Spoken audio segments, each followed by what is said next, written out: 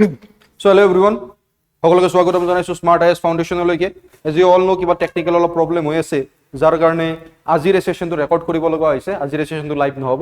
So চাৱা বিজ্ঞান প্ৰযুক্তিবিদ্যা বা সায়েন্স এণ্ড টেকনলজিত আমাৰ কি গুৰুত্বপূৰ্ণ বিষয় আছে আজিৰ এই উইকত। ফাইন, তো লেটস ষ্টাৰ্ট। আজি আমি চাৰিটা গুৰুত্বপূৰ্ণ বিষয় পঢ়িম বিজ্ঞান প্ৰযুক্তিবিদ্যাত, য'ত চন্দ্ৰয়ান 3ৰ হপ পৰীক্ষাৰ বিষয়ে পঢ়িম। আমি পৃথিৱীৰ মেগনেটিক ফিল্ডৰ কথা পঢ়িম, তাৰ লগতে বিশ্ব সংস্থাৰ ইবলাৰ ওপৰত দিয়া যেটো ঘোষণা তাৰ ওপৰত চাম, আৰু প্ৰগতি অনুশীলনৰ বিষয়ে চাম। তো ফাৰ্ষ্ট যেটো আমাৰ বিষয় আছে এইটো হৈছে চন্দ্ৰয়ান 3ৰ হপ পৰীক্ষা আৰু লুনাৰ ৰেগুলিট। চোৱা, সহজ ভাষাত পঢ়িম আমি। আহমেদাবাদৰ যে ভৌতিক গৱেষণাগাৰ আছে তাৰ বিজ্ঞানীসকলে এষ্ট্ৰফিজিকেল জাৰ্নেলত এটা তথ্য প্ৰকাশ কৰিছে। কি তথ্য? যে এই অধ্যয়নটো হপ কৌশল বা জাপ মৰা প্ৰক্ৰিয়াৰ সময়ত যে চন্দ্ৰ সাৰফেস থাৰ্মোফিজিকেল এক্সপেৰিমেন্ট পেলোডৰ দ্বাৰা সংগ্ৰহ কৰা তথ্যৰ ওপৰত আধাৰিত হয়। এই যেটো অধ্যয়ন হপ কৌশল, অধ্যয়নটো হপ কৌশল কিহৰ ওপৰত আধাৰিত হয়? জাপ মৰা প্ৰক্ৰিয়াৰ সময়ত যে চেষ্টি পেলোডৰ দ্বাৰা সংগ্ৰহ কৰা তথ্য আছে তাৰ ওপৰত আধাৰিত, যিয়ে চন্দ্ৰৰ উপৰিভাগৰ বিষয়ে আমাক কয়। চোৱা হৈছিল কি, চোৱা সহজ ভাষাত চাম যাতে সহজ ভাষাত বুজি পোৱা। চোৱা, চন্দ্ৰৰ যি পৃষ্ঠ আছে, চন্দ্ৰৰ পৃষ্ঠত ওপৰৰ যিটো লেয়াৰ আছে, ওপৰৰ যিটো তৰপ আছে চন্দ্ৰৰ পৃষ্ঠত, সেইটো পাতল আৰু ঢিলা অলপ।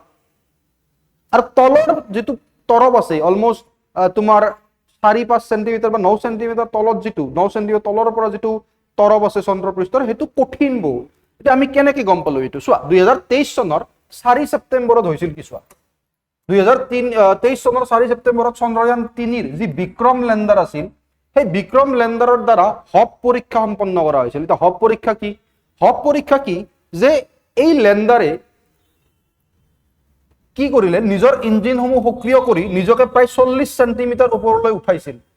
চন্দ্ৰ পৃষ্ঠৰ পৰা নিজৰ যিবোৰ ইঞ্জিনসমূহ সক্ৰিয় কৰি চন্দ্ৰৰ পৃষ্ঠৰ পৰা 40 সেন্টিমিটাৰ ওপৰলৈ নিজক উঠাইছিল, আৰু এনেকে 40 সেন্টিমিটাৰ ওপৰলৈ উঠাই 50 সেন্টিমিটাৰ দূৰত্ব অতিক্ৰম কৰিছিল। মানে তুমি ধৰি লোৱা ইয়াত আছে আমাৰ বিক্ৰম লেণ্ডাৰ, বিক্ৰম লেণ্ডাৰে নিজৰ ইঞ্জিনবোৰ সক্ৰিয় কৰি ওপৰলৈ উঠিল 40 সেন্টিমিটাৰ, আৰু এনেকে 50 সেন্টিমিটাৰ যিটো জায়গাৰ পৰা উঠিছিল সেই জায়গাৰ পৰা ওপৰলৈ উঠিল 40 সেন্টিমিটাৰ, আৰু এনেকে 50 সেন্টিমিটাৰ যাই কিনে ইয়াত আকৌ এবাৰ লেণ্ডিং কৰিলে, সফট লেণ্ডিং।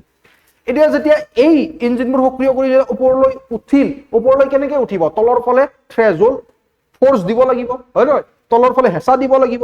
এই যেটো থ্ৰেজহোল্ড ফোৰ্স আছিল, তাৰ জৰিয়তে কি হ'ল, চন্দ্ৰপৃষ্ঠৰ যিখিনি মাটি আছে সেই 3 সেন্টিমিটাৰ মাটি চাৰিওফালে স্প্ৰেড হৈ গ'ল, মানে এটা গাঁত যেন হৈ গ'ল। বুজি পালা? ওপৰৰ মাটিখিনি পাতল আছিল, তো এইখিনি সেই হেঁচাত ওপৰলৈ উঠাতে যদি তলৰ ফালে প্ৰেছাৰ দিলে, তাৰ ফলত কি হ'ল, 3 সেন্টিমিটাৰ দকে এটা গাঁত যেন হৈ গ'ল। তাৰ পিছত এই গাঁত হোৱাৰ পিছত যিখিনি তলৰ তৰপ, সেইখিনি পৰীক্ষা কৰি গম পোৱা গ'ল যে চন্দ্ৰপৃষ্ঠৰ দুটা লেয়াৰ, ওপৰৰ লেয়াৰটো পাতল লেয়াৰ আৰু তলৰ লেয়াৰটো অলপ কঠিন লেয়াৰ। ঠিক আছে, তো তাকে কৈছে যে থ্ৰাষ্ট যিটো আছিল, ঠেলা বা বল, ইয়াৰ ফলত ওপৰলৈ উৰা মাৰে ক্ষেত্ৰত ইছৰো ক্ষমতাৰ গুৰুত্বপূৰ্ণ প্ৰদৰ্শন যিটো ভৱিষ্যতৰ চন্দ্ৰৰ নমুনা। ইয়াৰ জৰিয়তে ভৱিষ্যতৰ চন্দ্ৰৰ নমুনা সংগ্ৰহ কৰি ঘূৰি অহা বা মানৱবাহী অভিযানসমূহৰ বাবে এক মৌলিক প্ৰাথমিক চৰ্ত, মানে পিছলৈ আমাক ই বহুত বেছি সহায় কৰিব। তো এইটোৱে হ'ল নিউজ। ঠিক আছে, দ্বিস্তৰীয় উপৰিভাগৰ আৱিষ্কাৰ, তাকে ক'লে দ্বিস্তৰীয়। এই যিটো আছে দুটা লেয়াৰ, 2 লেয়াৰ চিকিউৰ। বিশ্লেষণে প্ৰকাশ কৰিছে চন্দ্ৰপৃষ্ঠৰ একেবাৰে ওপৰৰ তৰফটো সমান, ইউনিফৰ্ম নহয়, আৰু অলপ ঢিলা। ওপৰৰ চন্দ্ৰবাক্ৰাছটো অতি ঢিলা, ছিদ্ৰযুক্ত তৰপেৰে গঠিত। 2 পৰা 6 সেন্টিমিটাৰ গভীৰতাত হঠাৎ এটা অধিক ঘন আৰু ঠাক খাই থকা তৰপলৈ পৰিৱৰ্তন হয়। ওপৰখিনি ঢিলা, 2 পৰা 6 সেন্টিমিটাৰ তলৰ ফালে কি অলপ ডাঠ বা কঠিন তৰপ। ঠিক আছে, ৰকেট প্লুমৰ প্ৰভাৱ, impact of rocket plum. Hop পৰীক্ষাৰ সময়ত উৎপন্ন হোৱা ঠেলা বা থ্ৰাষ্টে ওপৰৰ ঢিলা তৰপটোৰ প্ৰায় 3 সেন্টিমিটাৰ অংশ উৰুৱাই লৈ গৈছিল। মই যিটো ক'লো, এই স্থানান্তৰণৰ ফলত ইয়াৰ তলত থকা অধিক ঘন আৰু কঠিন স্তৰটো স্পষ্টকৈ ওলাই পৰিছিল, যাৰ ফলত চেষ্টি যিটো যন্ত্ৰটোৱে নতুনকৈ উন্মুক্ত হোৱা, নতুনকৈ যে ওলাল তলৰ তৰপটো, সেইটো পৰীক্ষা কৰিবলৈ সক্ষম হৈছিল। ঠিক আছে, এইটো চোৱা, এনেকে থ্ৰাষ্ট দিছে, তলৰ যিটো প্ৰেছাৰ আছে, এই প্ৰেছাৰৰ ফলত কি হৈছে, ইয়াত 3 সেন্টিমিটাৰ মাটি উফৰি গৈছে। সো তলৰ তৰপটো ওলাই পৰিছে, আৰু সেই তলৰ তৰপটো পৰীক্ষা কৰা গৈছে, কৰি গম পোৱা গৈছে যে সেইটো অলপ কঠিন তৰপ। ভৱিষ্যতৰ প্ৰত্যাৱৰ্তন অভিযানসমূহ ভৱিষ্যতত কি সহায় হ'ব, যে ই ৰকেট প্লুমৰ স্থানান্তৰ মানচিত্ৰ তৈয়াৰ কৰে, গধুৰ আৰোহণ মডুলসমূহ নিৰাপদে অৱতৰণ কৰাৰ বাবে। এতিয়া চোৱা, ঢিলা যিহেতু বেছি গধুৰ হলে দাবি যাব, সেইকাৰণে এতিয়া আমি গম পালো। তো সেই হিচাপতে আমি এতিয়া কি কৰিম, ভৱিষ্যতৰ যিবোৰ মিছন আছে, মডিউল আছে, সেইবোৰক আমি নিৰাপদে অৱতৰণ কৰাৰ ব্যৱস্থা চলাম। লুনাৰ হেবিটেট ই প্ৰমাণ কৰে যে ৰেগলিথ হেবিট প্ৰাকৃতিক অপৰিবাহী বা কুৰিবাহী যিটো তাপমাত্ৰা নিয়ন্ত্ৰণ আস্থান বা বেচৰসমূহ ডিজাইন কৰাৰ বাবে অপৰিহাৰ্য। নেক্সট মুনৱাক বা চন্দ্ৰপৃষ্ঠত খোজ কৰা, ইয়াৰ জৰিয়তে ভূমি কাৰিকৰী ঘনত্ব তথ্যই ৰভাৰসমূহৰ নিৰাপদ যাতায়াত আৰু ভৱিষ্যতৰ মহাকাশচাৰীসকলক চলাচলত সহায় কৰিব। এই বস্তুখিনি গম পোৱাৰ পিছত আমি পিছলৈ অলপ সক্ৰিয় হ'ব পাৰিম বা আমি নিজেই অলপ কি হ'ব পাৰিম, সহজভাৱে মহাকাশচাৰীসকলৰ কাৰণে চলাচলত সহায় কৰিব পৰাকৈ আমি ইয়াৰ বিষয়ে সিদ্ধান্ত ল'ব পাৰিম। চ' ইয়াৰ ওপৰত এটা প্ৰিলিমছ MCQ আছে, এবাৰ চাই লৈ ইয়াৰ এনচাৰটো কৰিবলৈ চেষ্টা কৰিবা। দ্বিতীয় যিটো আছে সেইটো হৈছে পৃথিৱীয়ে সূৰ্যৰ পৰা নিজক কেনেকৈ সুৰক্ষিত কৰে। চোৱা, যদি ইয়াত আমি চাওঁ, এই অভিযানটো কোনে আনিছে চোৱা। এইটো প্ৰথমতে আমি চাই লওঁ যে এই অভিযানটোৱে সূৰ্যৰ বিৰুদ্ধে পৃথিৱীৰ প্ৰতিৰক্ষা ব্যৱস্থাৰ অধ্যয়নৰ বাবে ইউৰোপীয় আৰু চীনৰ মহাকাশ সংস্থা, ইউৰোপিয়ান স্পেচ এজেঞ্চি, ইউৰোপৰ মহাকাশ এজেঞ্চি, তাৰ লগতে চীনৰ মহাকাশ এজেঞ্চিৰ সংমিশ্ৰণত এই দুটা সংস্থাই একেলগে এই মিছন বা এই অভিযানটো আৰম্ভ কৰিব। এই জটিল আন্তঃগাঁথনিমূলক ব্যৱস্থাসমূহ সুৰক্ষিত কৰাৰ বাবে মহাকাশৰ বতৰ বুজি পোৱাৰ প্ৰতি বৃদ্ধি পোৱা। চ' এতিয়া যিটো হিচাপত গোলকীয় যিটো চেঞ্জ আহিছে, হয় নে নাই, গোলকীয় প্ৰভাৱ যিটো পৰিছে পৃথিৱীত, যিটো তাপ বাঢ়ি আছে, হয় নে নহয়, তো ইয়াৰ ফলত আমি মহাকাশৰ বতৰ বুজাটো বহুত বেছি গুৰুত্বপূৰ্ণ হৈ পৰিছে। আৰু এই যিটো অভিযান আছে, এই অভিযানটোৱে আমাক ইয়াত সহায় কৰিব। স্মাইলি কি, সোলাৰ উইণ্ড মেগনেটোস্ফিয়াৰ আয়নোস্ফিয়াৰ লিংক এক্সপ্লৰাৰ।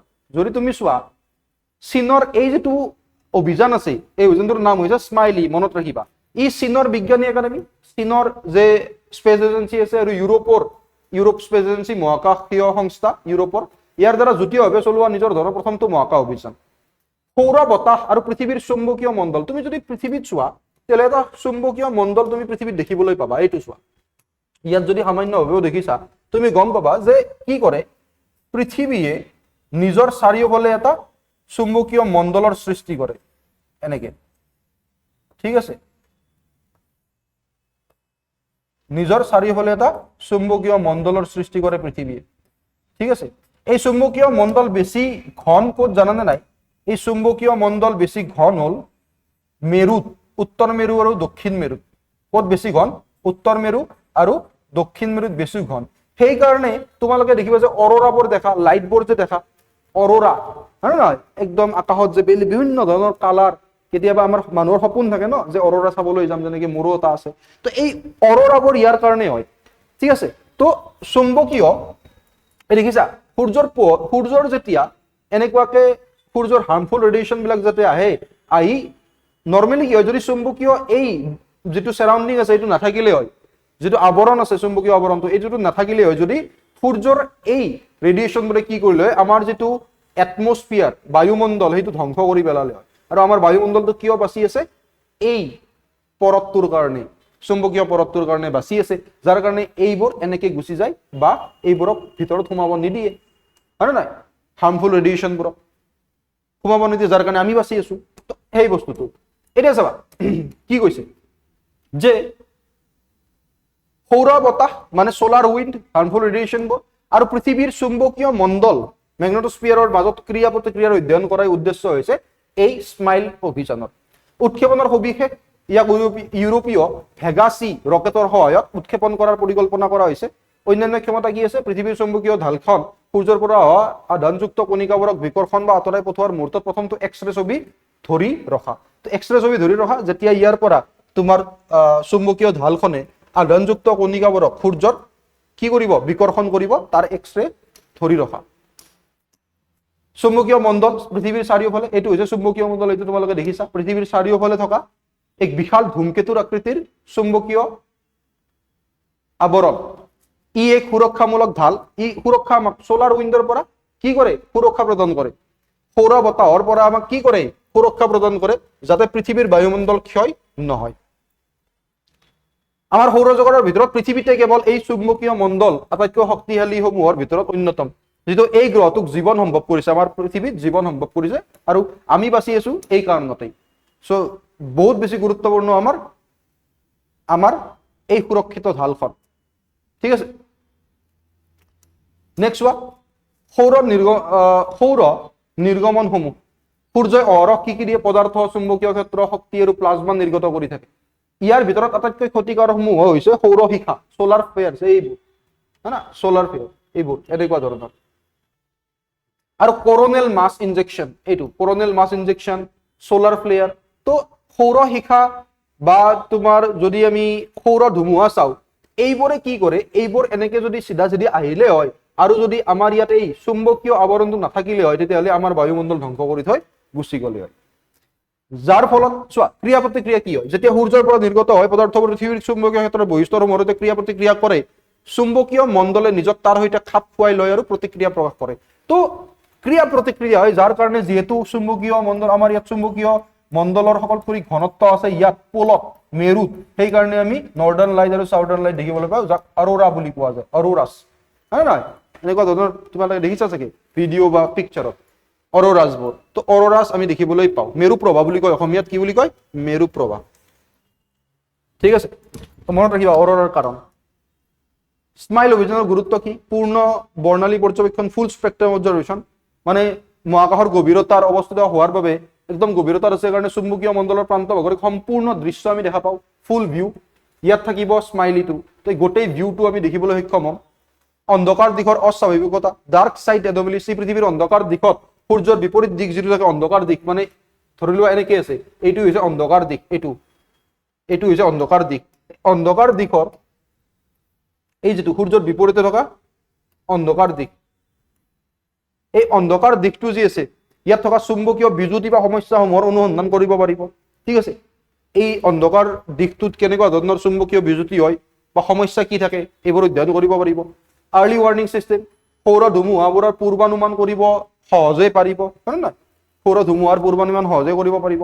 জটিল আন্তঃগাঁথনিৰ সুৰক্ষা, উপগ্ৰহ ধৰি লোৱা ইয়াত চাৰিওফালে উপগ্ৰহ আছে, তো উপগ্ৰহ সুৰক্ষা দিব পাৰিব, কাৰণ পূৰ্বানুমান কৰিব পাৰিব। GPS প্ৰণালী সুৰক্ষা দিব পাৰিব, বিমান চলাচলৰ প্ৰক্ৰিয়া সহজ কৰিব পাৰিব, বিদ্যুতৰ গ্ৰীডসমূহ চাব পাৰিব, যোগাযোগ ব্যৱস্থা সহজ কৰিব পাৰিব বা তাক ৰক্ষা কৰিব পাৰিব। চ' এইবোৰ হৈছে পজিটিভ চাইড বা গুৰুত্বপূৰ্ণতা এই অভিযানৰ। ইয়াৰ ওপৰত এটা কুৱেশ্যন আছে, এবাৰ চাই ল'বা। নেক্সট যদি চোৱা, বিশ্ব স্বাস্থ্য সংস্থা যি আছে, ইবোলা প্ৰাদুৰ্ভাৱৰ ওপৰত PHEIC অন্তঃপৰাৰ বুলি ঘোষণা কৰিছে। চোৱা কেইদিনমান আগতে আমি এই নিউজটো চাইছিলো, যদি তোমালোকৰ মনত আছে, এটা জুনোটিক ডিজিজ ইবোলা। ঠিক আছে, 2026 চনত জুনোটিক বেমাৰ এটা, মানে জন্তুৰ পৰা মানুহলৈ আহে এই ডিজিজটো, এই বেমাৰটো। চোৱা 2026 চনৰ 16 মেত বিশ্ব স্বাস্থ্য সংস্থাই democratic Republic of the Congo আৰু উগাণ্ডাত চলি থকা ইবোলা প্ৰাদুৰ্ভাৱক আন্তঃৰাষ্ট্ৰীয় চিন্তাৰ ৰাজহুৱা স্বাস্থ্য জৰুৰীকালীন অৱস্থা হিচাপে ঘোষণা কৰে, মানে জৰুৰীকালীন অৱস্থা হিচাপে ঘোষণা কৰে। মনত ৰাখিবা 16 মেত আমি যেতিয়া এই নিউজটো চাইছিলো, তাৰ সেই উইকত প্ৰতিবেদন অনুসৰি এই প্ৰাদুৰ্ভাৱ বুন্দিবুগো ইবোলা ভাইৰাছ ষ্ট্ৰেইনৰ বাবে হৈছে। না, ইবোলা ষ্ট্ৰেইন 3টা থাকে, মানে 3টা ধৰণৰ ভাইৰাছ থাকে, যোনে ইবোলা ডিজিজ বা বেমাৰটো লৈ আহে। তো এই যিটো ইবোলা হৈছে বৰ্তমান সময়ত 2026 মেত, সেইটো বুন্দিবুগিও ইবোলা ভাইৰাছ ষ্ট্ৰেইন বুলি কৈছে। 3টা ধৰণৰ ষ্ট্ৰেইন থাকে, 3টা ধৰণৰ টাইপ থাকে এই ভাইৰাছৰ, যোনে ইবোলা বেমাৰটো কৰে। তাৰ এটা হৈছে বুন্দিবুগিও ইবোলা ভাইৰাছ ষ্ট্ৰেইন, যিটোৱে এইবাৰ ইবোলা আনিছে ক'ত? Democratic Republic of the Congo.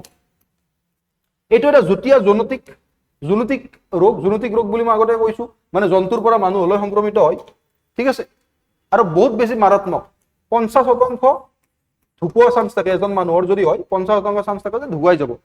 এই ভাইৰাছবিধ বন্য জন্তু যেনে বাদুলি, ফলভক্ষী বাদুলি, আৰু তাৰ পৰা মানুহলৈ স্থানান্তৰিত হয় বা মানুহৰ দেহলৈ বিয়পে।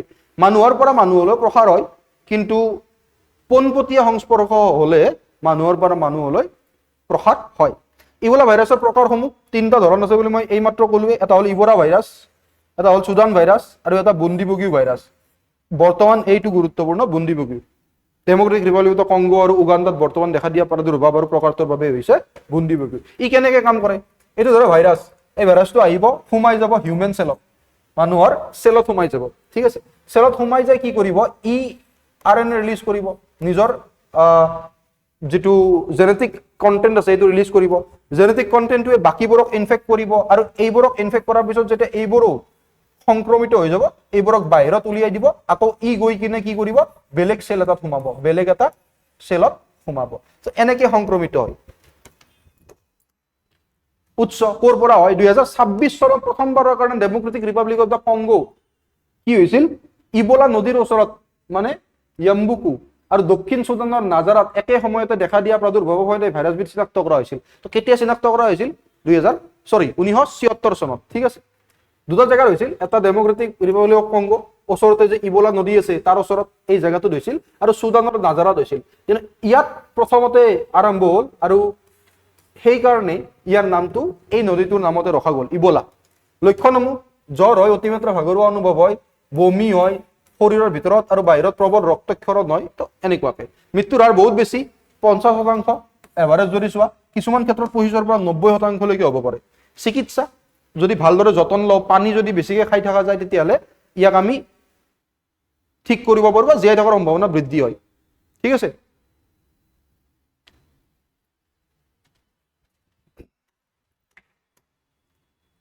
এটা প্ৰশ্ন চোৱা আৰু ইয়াৰ ওপৰত ভিত্তি কৰি এই যেটো প্ৰশ্ন আছে তাৰ এনসাৰ দিবলৈ চেষ্টা কৰিবা নেক্সট প্ৰগতি অনুশীলন প্ৰগতি অনুশীলন ভাৰত মহাসাগৰক সুৰক্ষা প্ৰদানৰ কাৰণে ভাৰতৰ দ্বাৰা আৰম্ভ কৰা এটা অনুশীলন য'ত বিভিন্ন দেশৰ সোলজাৰ্স বা সামৰিক বাহিনী ইয়াত অংশগ্ৰহণ কৰে আৰু ভাৰততো ভাৰতীয় সেনা বাহিনীয়ে ইয়াত অংশগ্ৰহণ কৰে বহুপাক্ষিক সামৰিক অনুশীলন প্ৰগতি 2026 বৰ্তমান শেহতীয়াকৈ মেঘালয়ৰ উমবৈ সামৰিক আস্থানত আৰম্ভ হৈছে ক'ত মেঘালয়ৰ উমৰৈত হৈছে ঠিক আছে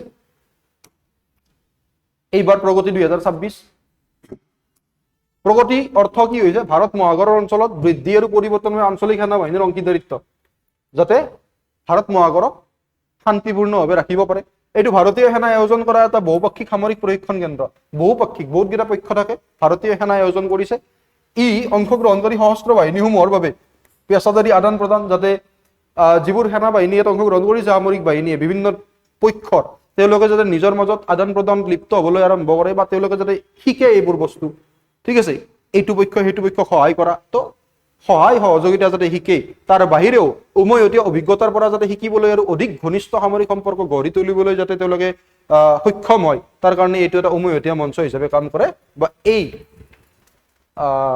এক্সাৰসাইজটোৱে অনুশীলনটোৱে এটা উমৈহতীয়া মঞ্চ হিচাপে কাম কৰে অংশগ্ৰহণকাৰী দেশসমূহ চোৱা ভাৰত আৰু 12খন বন্ধু ভাৱপূৰ্ণ বিদেশী ৰাষ্ট্ৰ Bhutan Cambodia Indonesia Laos Malaysia মালদ্বীপ ম্যানমাৰ নেপাল ফিলিপিন সেচেলছ শ্ৰীলংকা ভিয়েটনাম ইয়াত যদি এছিয়ান কাণ্ট্ৰিজ আছে ইয়াত যদি চোৱা কি আছে এছিয়ান কাণ্ট্ৰিজ আছে এছিয়ান 10খন হয় না নহয় এছিয়ান 10খন কাণ্ট্ৰি কৌশলগত তাৎপৰ্য চোৱা তাৰ আগতে চোৱা যে কৰ্মক্ষমতাৰ গুৰুত্ব বা কেন্দ্ৰবিন্দু ই 2 সপ্তাহ জোৰা অনুশীলনৰ মূল উদ্দেশ্য এই অনুশীলনটো 2 সপ্তাহ জুৰি চলে আৰু ইয়াৰ মূল উদ্দেশ্য হৈছে সন্ত্ৰাসবাদ বিৰোধী অভিযান বাবে প্ৰশিক্ষণ প্ৰদান কৰা ভাৰত মহাসাগৰক যাতে সহজভাৱে শান্তিপূৰ্ণভাৱে চলাই নিব পাৰে এইটো মুখ্য উদ্দেশ্য কৌশলগত তাৎপৰ্য ভাৰতৰ বৈদেশিক নীতিক আগুৱাই নিয়া এইটো হৈছে কৌশলগত তাৎপৰ্য হয় নহয় ভাৰতৰ বৈদেশিক নীতিক আগুৱাই নিয়া অংশগ্ৰহণকাৰীৰ তালিকাত আছিয়ান আৰু চুবুৰীয়া দেশসমূহৰ প্ৰাধান্য দেখিবলৈ পাওঁ তাৰ মানে কি আমাৰ যেটো এক্টিছ পলিচি আছে এই এক্টিছ পলিচিক ষ্ট্ৰং কৰা বা শক্তিশালী কৰা তাৰ লগতে নেইবাৰহুড ফাৰ্ষ্ট পলিচি যেটো আমাৰ আছে হয় নহয় আমাৰ ভাৰতৰ নেইবাৰহুড ফাৰ্ষ্ট পলিচি আৰু এক্টিছ পলিচি ইয়াক শক্তিশালী কৰাই কৌশলগত তাৎপৰ্য এই অনুশীলনৰ ঠিক আছে আন্তঃৰাষ্ট্ৰীয় সম্পৰ্কত আমি এইবোৰৰ বিষয়ে পঢ়িবলৈ পাই থাকো ফাইন সো ইয়াৰ ওপৰত ভিত্তি কৰি এটা প্ৰশ্ন তোমালোকৰ কাৰণে আছে ইয়াৰ এনসাৰটো তলৰ কমেন্ট সেকশনত দিবলৈ চেষ্টা কৰিবা আই হোপ আজিৰ এই সেশনটোত যিখিনি গুৰুত্বপূৰ্ণ বস্তু এইখিনি বুজিবলৈ পালা তোমালোকে বা বুজিবলৈ সক্ষম হলা যিখিনি বস্তু আমি বুজিছো সহজ ভাষাত তেনেকৈ তোমালোকে মনত ৰাখিবলৈ চেষ্টা কৰিবা যাতে পৰীক্ষা তোমালোকৰ সহজ হয় তো ইয়াৰ এনসাৰ কেইটা আছে মইতো কৈ দিলো বাট তোমালোকে এবাৰ চাব চেষ্টা কৰিবা ঠিক আছে থেংক ইউ সো মাচ ভালদৰে পঢ়ি থাকিবা লগ পাম সকলোকে নেক্সট ক্লাছত তেতিয়ালৈ জয় অসম